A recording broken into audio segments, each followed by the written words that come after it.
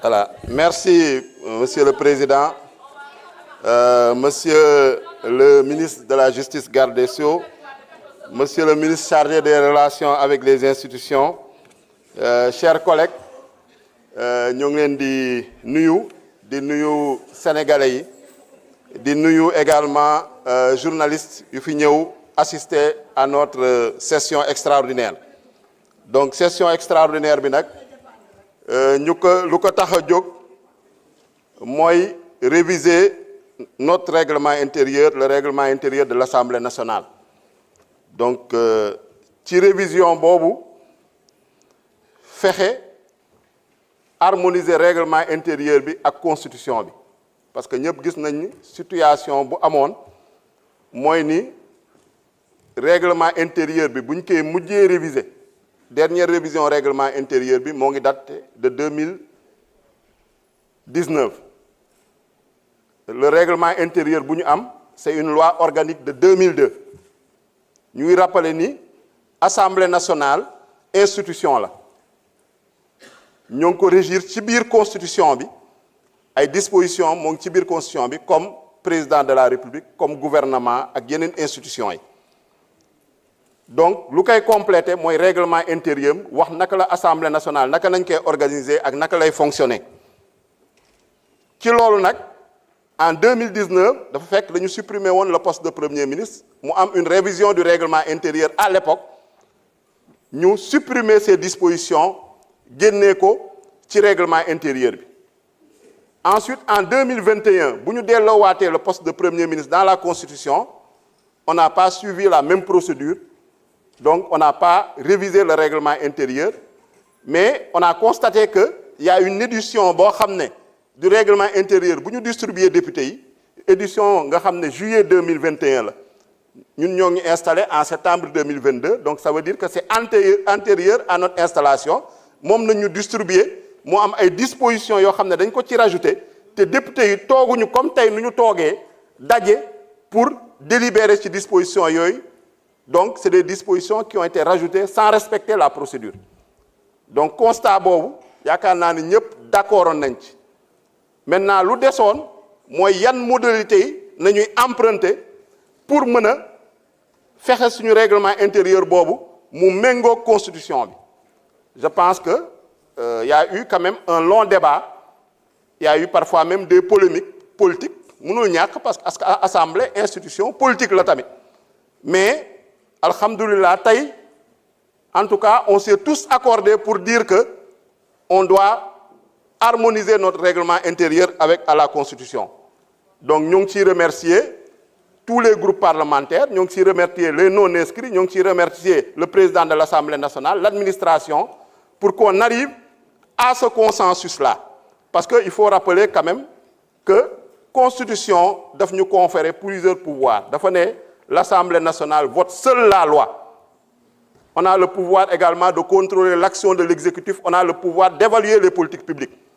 Donc ñun en tant que législateur man soxlawuma tey ñu may remercier d'avoir légiféré parce que c'est normal qu'on légifère et qu'on ait l'initiative législative.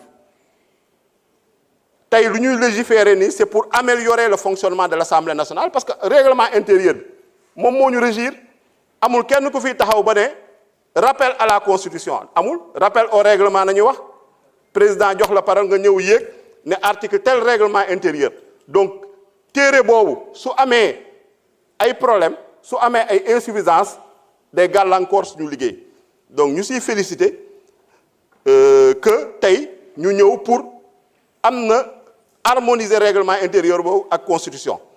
Effectivement le travail est perfectible on peut l'améliorer mais dañ ko def ci benn délai boo xam ne ça nous a pas permis ñu dugg ci ay réformes en profondeur parce que réforme en profondeur yooyu discuter nañ ci mais on n'avait pas toujours des avis convergents parce que ñun en tant que groupe parlementaire Yewwi Askan Wi dañuy am benn position groupe parlementaire Benno am beneen position groupe parlementaire Liberté Démocratie am position non inscrit itam am position su fekkee ni amuñu convergence on constate que sur ce point-là effectivement c'est un point de discussion mais amuñu ci convergence les points yenn nag yu ñu jàpp ne am nañ ci convergence am nañ ci consensus moom nañ tënk ci proposition de loi bu ñu leen soumettre donc méthodologie boobu nañu employer pour arriver à ce résultat-là te on s'en félicite, c'est un progrès, c'est des pas qui ont été accomplis.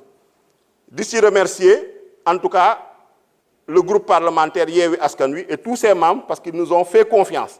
Ils ont délégué des représentants au sein du groupe de travail. Quand on leur a rendu compte également, à chaque fois, ils nous ont exhortés à aller de l'avant, ils nous ont encouragés à poursuivre le travail. Donc c'est pour ça on est arrivé aujourd'hui dans cette séance avec certes des améliorations, des progrès, mais des chantiers encore qui restent ouverts. Donc c'est un processus d'amélioration continue. Et on doit le savoir comme ça. On doit continuer, en tout cas, à prendre l'initiative législative. Parce que l'Assemblée nationale, bu Sénégalais yi bëgg, c'est une Assemblée nationale qui xam ne day jël ses responsabilités. C'est une Assemblée nationale qui xam ne ce ne sera pas un simple annexe du pouvoir exécutif. Certes, dans notre système, le système, en tout cas, qui a été hérité de la Ve République, c'est un système où l'exécutif, quand même, est le pouvoir le plus fort. Il faut le reconnaître. Mais, quand même, l'Assemblée nationale a une très grande responsabilité à jouer s'il accepte de prendre cette responsabilité-là. Je pense que si la situation est bonne, donc nous devons féliciter la nouvelle opposition, nous devons féliciter l'actuelle majorité, nous devons féliciter également ceux qui ne se retrouvent ni dans l'opposition ni dans la majorité. Parce que c'est ça la démocratie.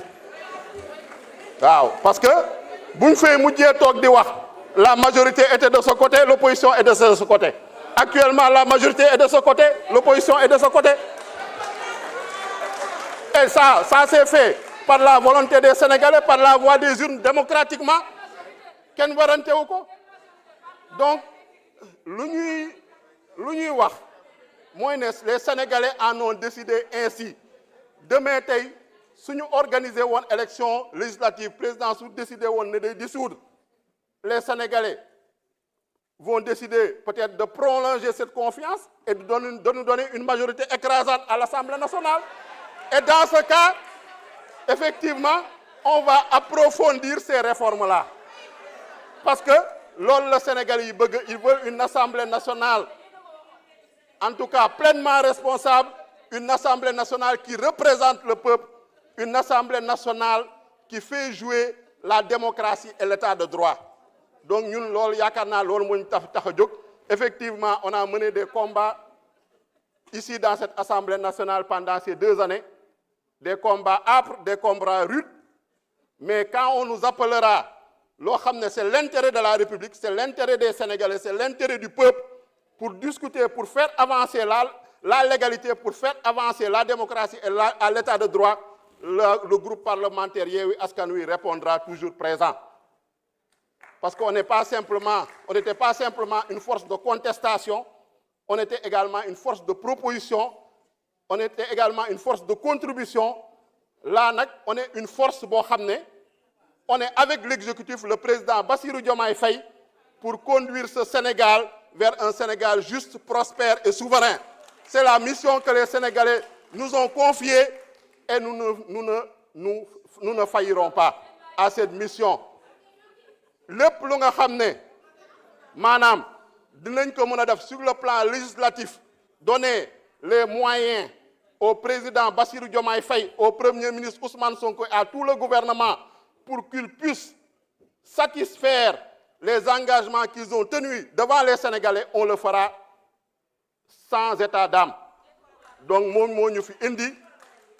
et quand il s'agira également de retourner vers les Sénégalais, on se retournera vers eux avec le sentiment du devoir accompli, avec le sentiment du travail bien fait, même s'il y a des choses à améliorer, l'œuvre humaine n'est pas parfaite. Donc, en tout cas, nous, groupe parlementaire Yewwi Askan Wi, nous resterons fidèles à notre démarche, nous resterons fidèles aux engagements qu'on a pris pour voter cette proposition de loi, permettre à l'Assemblée nationale de disposer d'un règlement intérieur qui lui permettra de mener son travail. Donc, c'est ce que je veux dire. Di gërëm ñëpp di sant ñëpp di leen jaajëfal di ñaan yàlla en tout cas assemblée nationale bi suñ fi dajewaat en tout cas majorité bi nekk voilà merci beaucoup. La parole est à notre collègue Abdou Mbow.